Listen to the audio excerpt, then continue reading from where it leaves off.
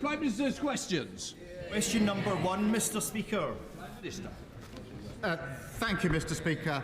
Last night I spoke to President Zelensky to discuss progress that President Trump had made with Russia towards a ceasefire, and I took the opportunity to reaffirm our unwavering support to the people of Ukraine. Mr. Speaker, I'm deeply concerned about the resumption of Israeli military action in Gaza.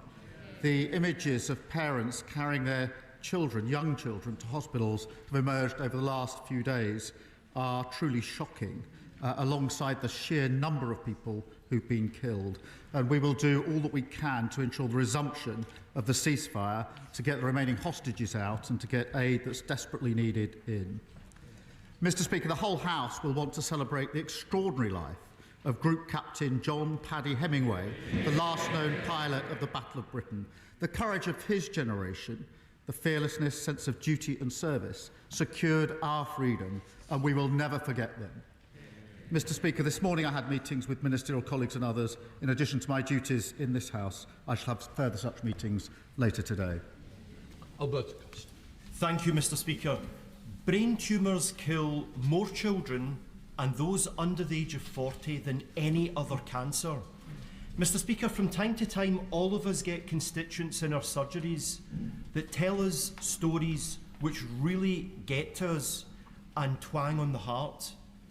Mr. Speaker, last Friday, Laura attended my Sharnford constituency. She told me of the tragic death of her 6-year-old, energetic, loving son, Talon, from a brain tumour. All that she asked, Mr. Speaker, is that I raise this matter nationally, and I'm doing that now. But I'd like to go one step further.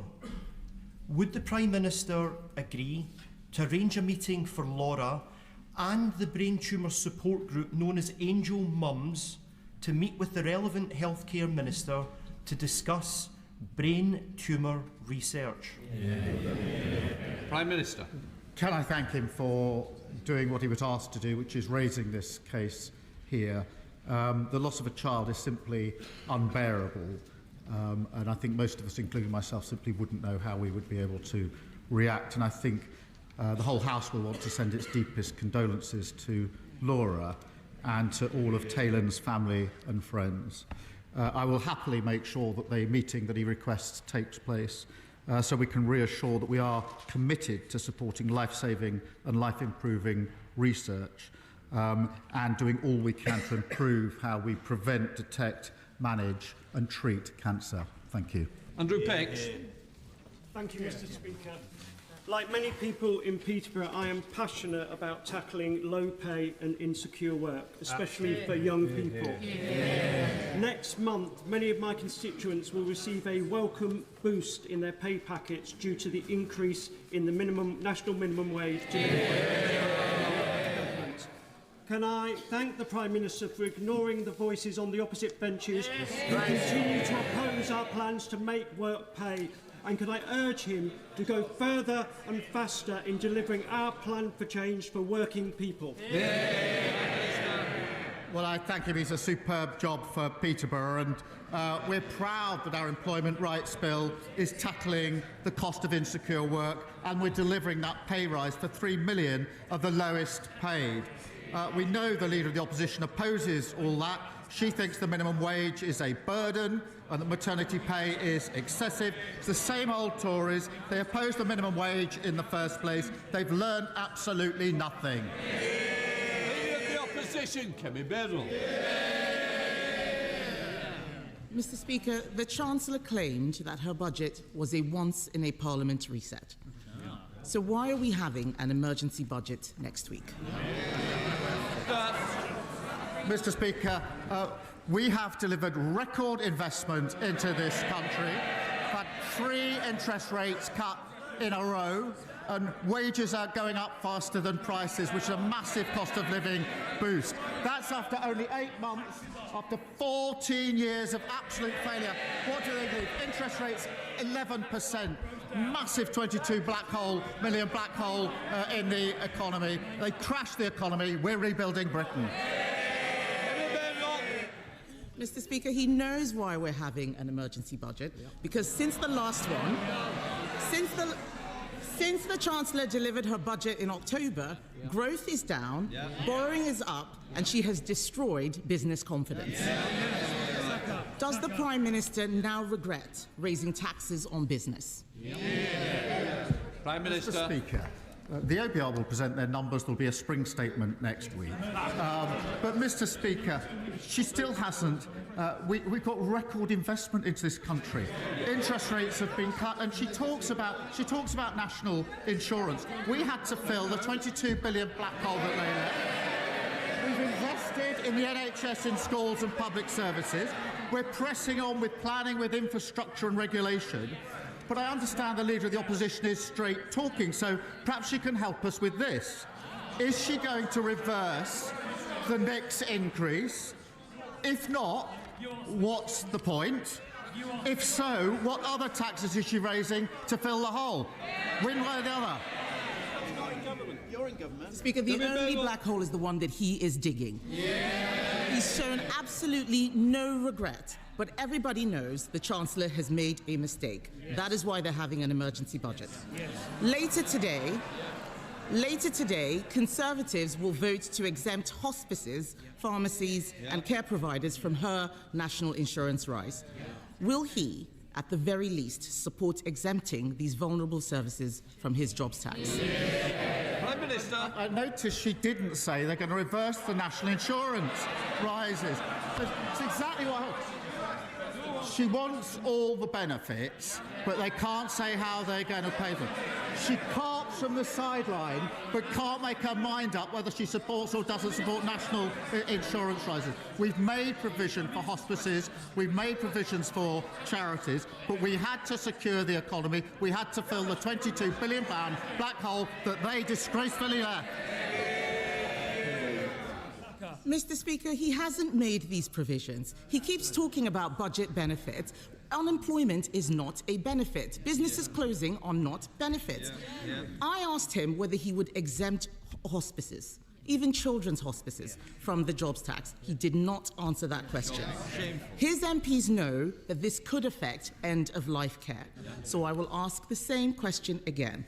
Will he exempt hospices from paying his jobs tax?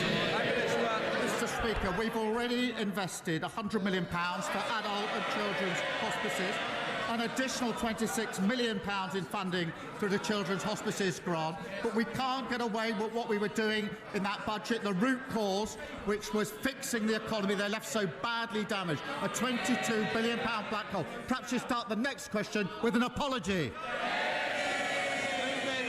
Mr. Speaker, I remember when he made...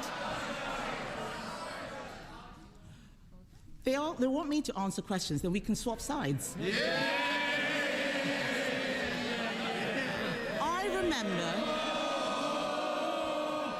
I remember when he made that announcement. He's forgotten, because the money he's referring to for hospices is for buildings. It is not for the salaries hit by the jobs tax. As St Helena Hospice in Colchester said, we cannot use this funding for salaries, which is where we need urgent help. Why is the Prime Minister not listening to hospices? Prime Minister. Mr. Speaker, I've already set out the position in relation to hospices. She says that she wants to swap sides. I mean, heaven forbid. After 14 years of breaking everything, we're getting on with the job of fixing it, and all she can do is cart from the sidelines with absolutely no policy. Mr. Speaker, winter fuel payments have been snatched. The jobs tax is hammering everyone from business to charities. The Chancellor promised a once-in-a-Parliament budget that she would not come back for more. And in that budget, she said there will be no extension of the freeze in income tax thresholds. Ahead of the emergency budget, will he repeat? Mr. Speaker, ahead of the emergency budget, will he repeat the commitment that she made? Prime Minister. Mr. Speaker, she's got such prescriptive questions, she can't actually adapt them to the answers that I'm giving. I mean, Mr. Speaker, I think she now calls herself a Conservative realist. Well, I'm realistic about the Conservatives. The reality is they left open borders and she was the cheerleader. They crashed the economy, mortgages went through the roof, the NHS was left on its knees, and they hollowed out the armed forces. This government has already delivered 2 million extra NHS appointments, 750 breakfast clubs, record returns of people who shouldn't be here, and a fully funded increase in our defence spending. That is the difference that a Labour government makes. Thank you, Mr. Speaker. A lady came to see me recently who needed help. She had a disability. It meant that her children have to help her cut up her food. They have to help her wash beneath the waist. They have to supervise her as she goes to the toilet. Under the Tory welfare system, we were able to get that lady on PIP. Under the Prime Minister's new proposed system, she will get zero, nothing. And after 14 years of the Tory government, and many of us wanting to see the back of them, can the Prime Minister answer one question? What was the point if Labour are going to do this? Prime Minister. Mr. Speaker, I've lived with the impact of disability in our family through my mother and brother all my life. I do understand the human impact of this, but the current system is morally and economically indefensible, and we're right to reform it, and nobody should be defending the broken status quo. We are proceeding on three principles: that if you can work, you should work. If you need help into work, the state should help you, not hinder you. And if you can never work, you must be supported and protected. They are the right principles, but we can't leave the current system as it is. Leader of the Liberal Democrats, Sir Ed Davey. Can I associate myself with the Prime Minister's remarks on Ukraine and Gaza? And can I also pay tribute to Group Captain John Paddy Hemingway and all our heroes from the Battle of Britain? I know that members across this House will, like me, have heard from GPs, dentists, community pharmacists and care homes who are all deeply worried about the impact of the national insurance rise on the services they provide to patients. That's why the House of Lords passed a Liberal Democrat amendment to exempt NHS and care providers. That amendment comes before this House this afternoon, but we're hearing worrying reports that the Prime Minister will order Labour MPs to vote against it. Will the Prime Minister reassure this House and patients across the country that these reports are not true? Prime Minister. Can I start by pointing out that because of the changes we made at that budget, we were able to put record amounts of money into our National Health Service, and vitally important that we did so. And it isn't right to simply oppose the measures we had to take to raise the money and at the same time say, as the Honourable Gentleman does, that he wants the benefits of the increase in funding to the NHS. The two can't sit together. We have already invested an additional £3.7 billion of funding into social care, including £880 million to increase the social care grant. So we are taking steps. But the basic point remains, which is we can't make the investment into the NHS if we don't raise the money. And you can't simply oppose any raising of money and at the same time welcome the money into the NHS. Sir Ed Davey. By that reply, and I hope he and the Chancellor will think about taking money from the NHS ahead of the spring statement and reverse it. Now, Mr. Speaker, I'd like to turn to the issue of illegal hair coursing. Criminal gangs are terrorising rural communities across our country, from Cambridgeshire to Devon, from Oxfordshire to Wiltshire. Men in balaclavas are threatening and abusing farmers as these criminals tear across their fields in 4x4s. Farmers are warning that it's only a matter of time before someone is killed. So does the Prime Minister agree with me that we must act urgently against this appalling criminality? And will he back our calls for a comprehensive rural crime strategy so we can not just stamp out hair coursing, but keep our rural communities safe from all crime? Prime Minister. Well, I'm grateful to him for raising this important issue, and it is a matter of deep concern. We've already developing a rural crime strategy, but we'll happily work with him and others to develop it further. Lawrence Turner. Northfield are deeply concerned about the scourge of knife crime, and I pay tribute to the professionalism of West Midlands Police for their response to these horrendous attacks. But there are still 1,200 fewer police officers and PCSOs in the force than in 2010. A new bid has been submitted to the Home Office for 150 more officers. Will he look at this issue so that the police can do more to keep our streets secure and safe? Prime Minister. Well, can I join him in commending the West Midlands Police for keeping his community safe? We are doubling our investment to £200 million towards the recruitment of 13,000 neighbourhood police, giving every community a named officer to help tackle violent crime. And we're currently working through bids with forces to ensure that we do so, and I'll make sure he gets a meeting with the relevant policing minister to discuss. Conor Denyer. Mr. Speaker, we have a deeply unfair, unequal economic system where vast numbers of people are struggling, yet billionaires are getting richer and richer.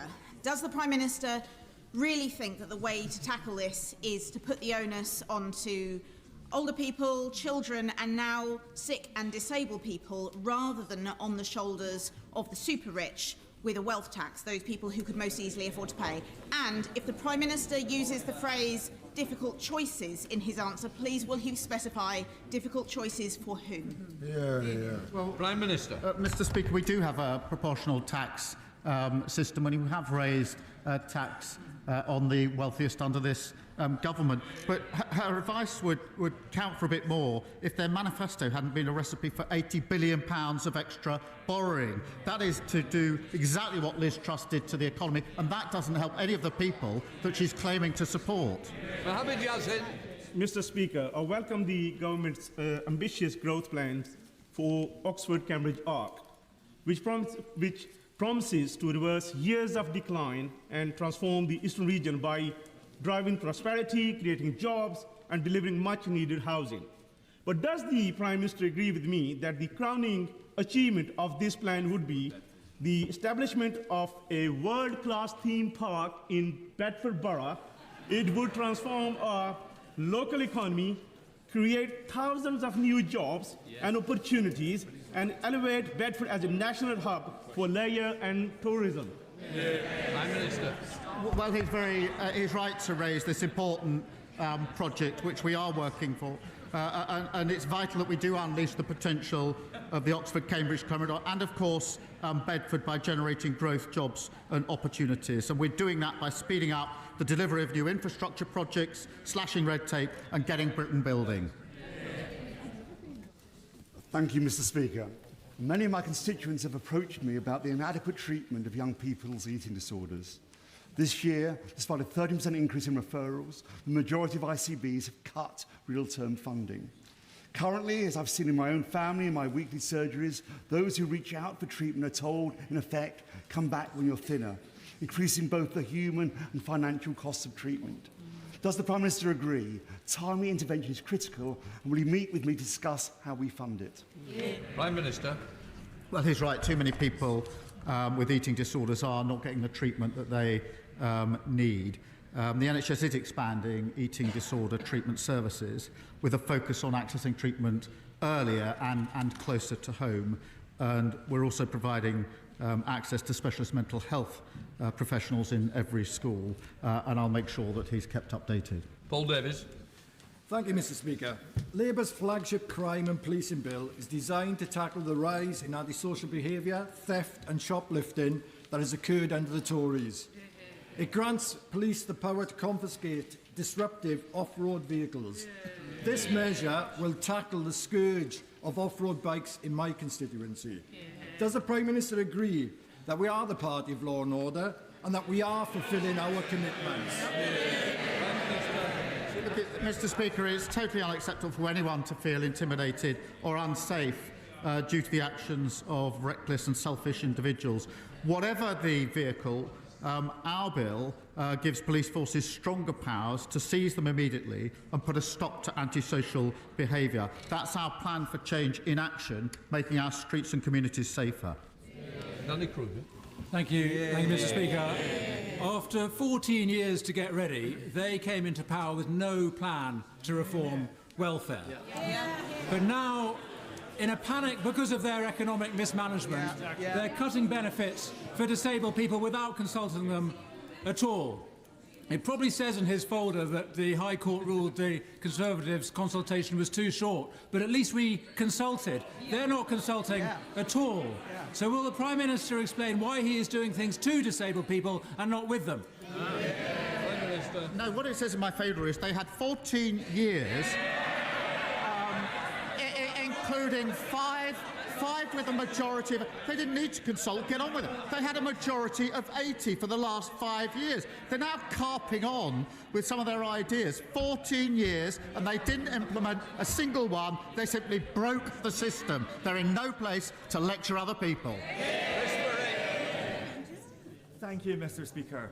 According to the charity Shelter, there are more homeless children in my city of Edinburgh than there are in the whole of Wales.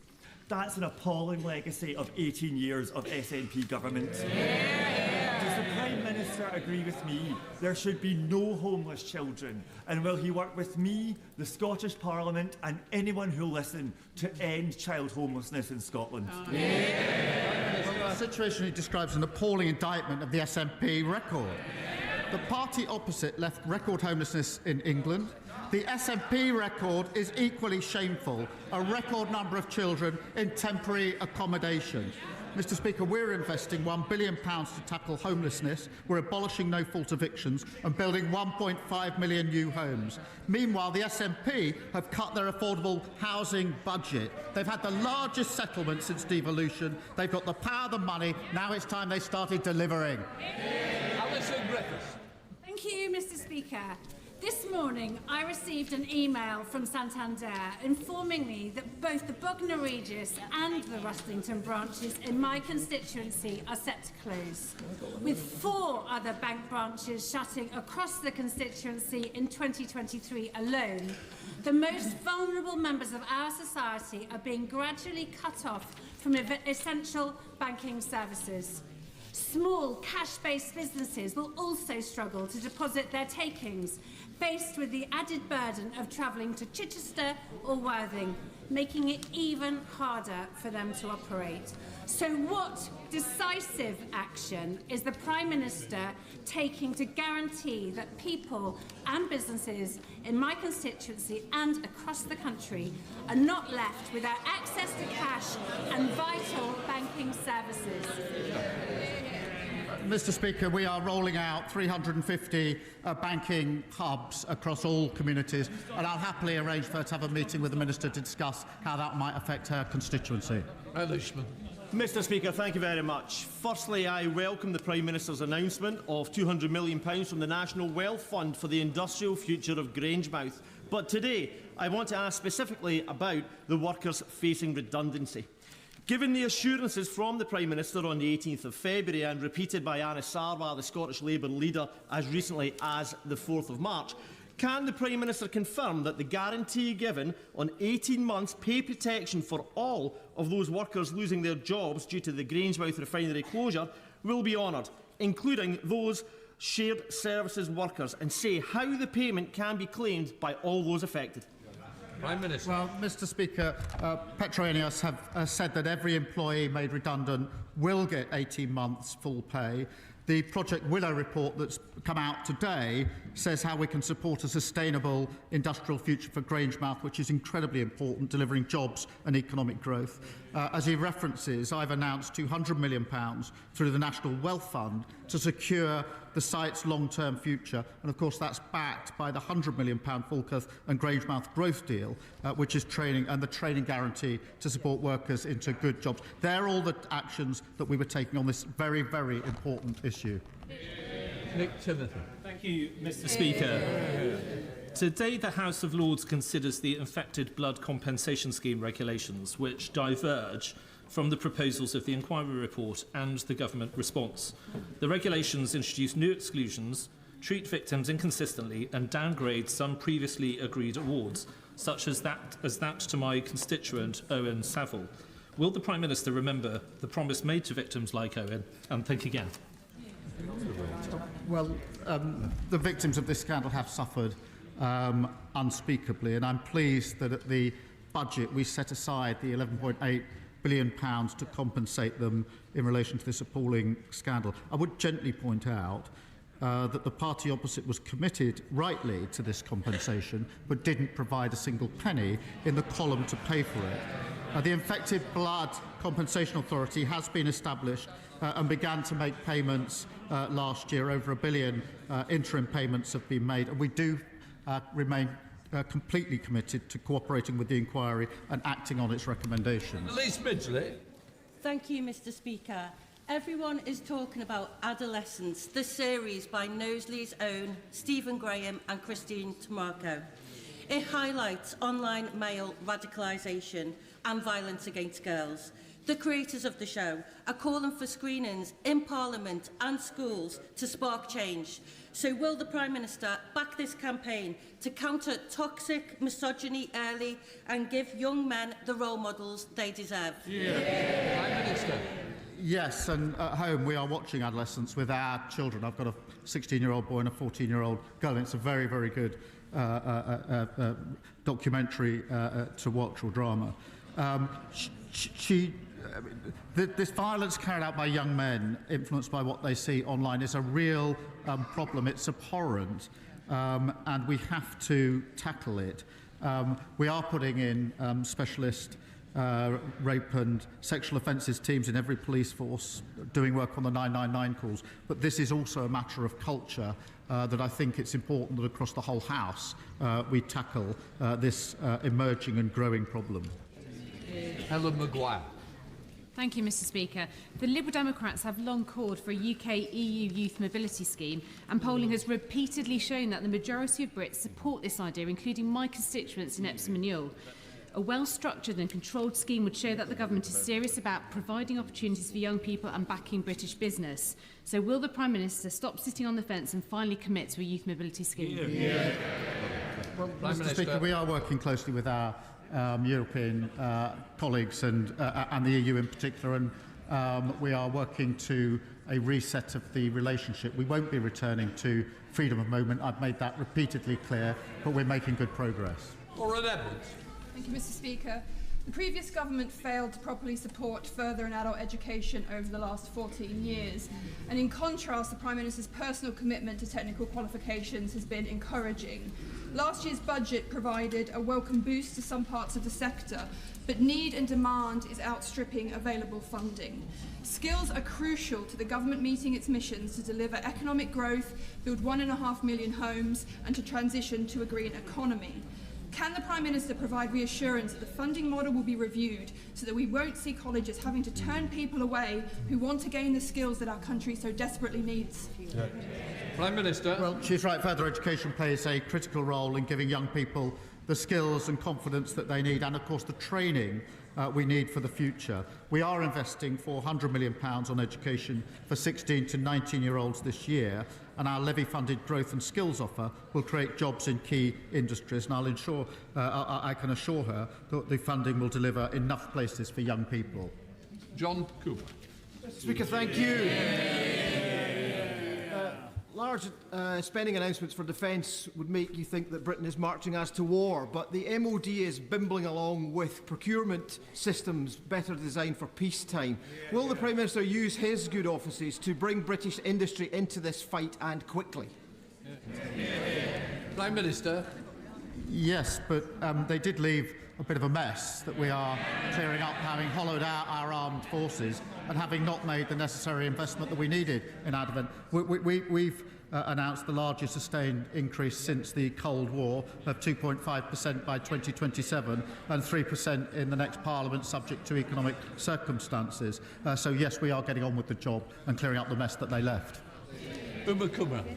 Thank you, Mr Speaker. My constituency, Stratford and Bow, has the greatest number of high-rise buildings with dangerous cladding in the country.